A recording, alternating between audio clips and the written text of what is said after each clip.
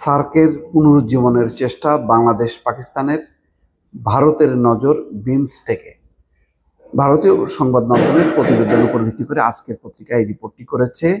ভারতীয় সংবাদ মাধ্যম বলছে যে বাংলাদেশ পাকিস্তান সার্কের পুনরুজ্জীবন চাইলেও ভারত চায় বিমস্টেকের সক্রিয়করণ। অর্থাৎ ভারত সার্ককে পুনর্জীবিত করতে চায় না। কেন চায় না? এখানে যেহেতু ভারত, পাকিস্তান, বাংলাদেশ এই পাল্লাটা ভারী হয়ে যায়, সুতরাং এটাকে বাদ দিয়ে সে বিমস্টেক আরও দক্ষিণ পূর্ব এশিয়ার যতগুলো দেশ আছে সেইগুলো নিয়ে তারা খেলতে চায়। ভারত এমনিতেই সার্কের মধ্যে এখন যে অবস্থা, তার অবস্থান, সমর্থন সবকিছুর নিচের দিকে। এখানে বাংলাদেশ, পাকিস্তান, নেপাল, শ্রীলঙ্কা তাদের ভয়েসটা যেভাবে প্রতিফলিত হবে, ভারতেরটা প্রতিফলিত হবে না। সেই কারণে সার্কের ব্যাপারে খুব একটা আগ্রহ তার নেই এবং বলা যায় যে ভারতের কারণেই সার্কটা একদম মৃতপ্রায়। দক্ষিণ এশীয় আঞ্চলিক সহযোগিতা সংস্থা সার্ক পুনর্জীবন করার লক্ষ্যে পাকিস্তানের সঙ্গে একযোগে কাজ করছে ডক্টর ইউনূসের নেতৃত্বে বাংলাদেশের অন্তর্বর্তী সরকার।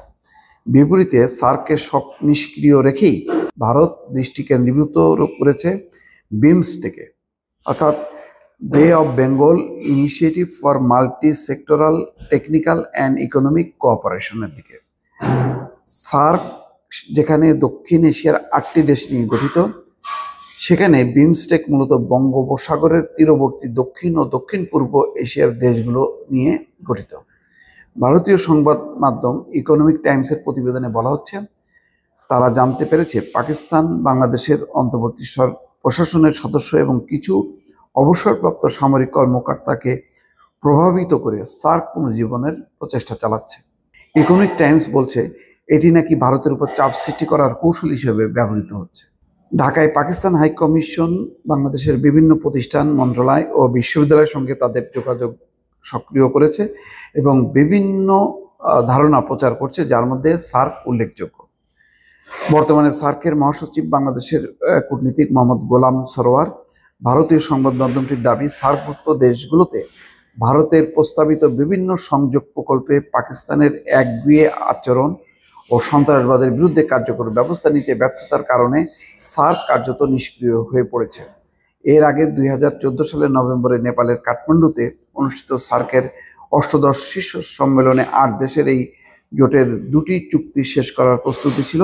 সেগুলো হলো আঞ্চলিক রেলওয়ে চুক্তি এবং যাত্রী ও পণ্য পরিবহনের যানবাহন নিয়ন্ত্রণের জন্য মোটর যানবাহন চুক্তি। কিন্তু সেই সময় নওয়াজ শরীফের নেতৃত্বে পাকিস্তান সরকার সামরিক বাহিনীর চাপের মুখে প্রস্তাবগুলো আটকে দেয়। পাকিস্তান থেকে উচ্চারিত অপরাপর সন্ত্রাসী হামলার কারণে 2016 সালের নভেম্বরে ইসলামাবাদে সার্কের 19তম শীর্ষ সম্মেলনে যোগ দিতে অস্বীকৃতি জানান ভারতের প্রধানমন্ত্রী নরেন্দ্র মোদী। সেই সময়ও পাকিস্তানের প্রধানমন্ত্রী ছিলেন নওয়াজ শরীফ। এর আগে পাকিস্তান ও বাংলাদেশের প্রভাবের কারণে নেপাল গত সেপ্টেম্বরে জাতিসংঘ সাধারণ পরিষদের সাইডলাইনে সার্ক দেশগুলোর পররাষ্ট্রমন্ত্রীদের একটি বৈঠক আয়োজনের চেষ্টা করেছিল, কিন্তু ভারত এতে আগ্রহী ছিল না। এর পরিবর্তে পররাষ্ট্রমন্ত্রী এস জয়শঙ্কর সাইডলাইনে বিমস্টেক বৈঠকে অংশগ্রহণ করেন। তার মানে সার্ককে বাদ দিয়ে সে বিমস্টেক বৈঠকে অংশগ্রহণ করেন।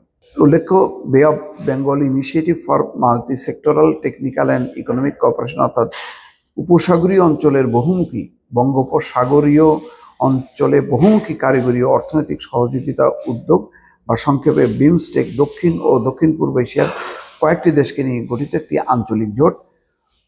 1997 সালে 6 জুন ব্যাংককে বাংলাদেশ, ভারত, শ্রীলঙ্কা, থাইল্যান্ডের পররাষ্ট্রমন্ত্রী পর্যায়ের এক বৈঠকে নতুন আন্তঃআঞ্চলিক জোট সৃষ্টি করা হয়। সভায় অংশগ্রহণকারী মূল আলোচকদের দেশের নামের অধ্যক্ষর অনুযায়ী এই জোটের নাম দেওয়া হয় বিমস্টেক। যাই হোক, এখানে মোট কথা ভারত এটাকে ভালো নজরে দেখবে না। বাংলাদেশ সার্কের আবরণে বাংলাদেশ এবং পাকিস্তান কাছাকাছি আসুক, তাদের শক্তি বৃদ্ধি হোক এবং সেই শক্তির সঙ্গে নেপাল, শ্রীলঙ্কার মতন দেশ যুক্ত হোক, এইটা ভারত চায় না। ভারত এটাকে ভেঙে দিতে চায়। ভেঙে তারা ওই দক্ষিণ পূর্ব এশিয়ার ওই ধরনের জোট করতে চায়, যাতে ভারতের উপর চাপ না পড়ে, উল্টো ভারত হচ্ছে তাদেরকে প্রভাবিত করতে পারে। কিন্তু যখন নাকি দক্ষিণ এশীয় জোট হবে, তখন সেখানে ভারত হচ্ছে একা হয়ে পড়বে এবং পাকিস্তানকে সংযুক্ত করে কোনো অর্থনৈতিক উন্নয়ন, যোগাযোগ, রেল চলাচল, সড়ক সংযোগ এই জায়গাগুলোতে ভারত কোনোভাবেই রাজি না। এই মোটা দাগে ভারতের এই বিরোধিতার কারণেই মানে আগামীতেও সার্ক আসলে যতই চেষ্টা করুক বাংলাদেশ এবং পাকিস্তান, সেটা সক্রিয় করা যাবে কিনা যথেষ্ট সন্দেহ আছে কূটনীতিক মহলে। দর্শক ভালো থাকবেন, আল্লাহ হাফেজ।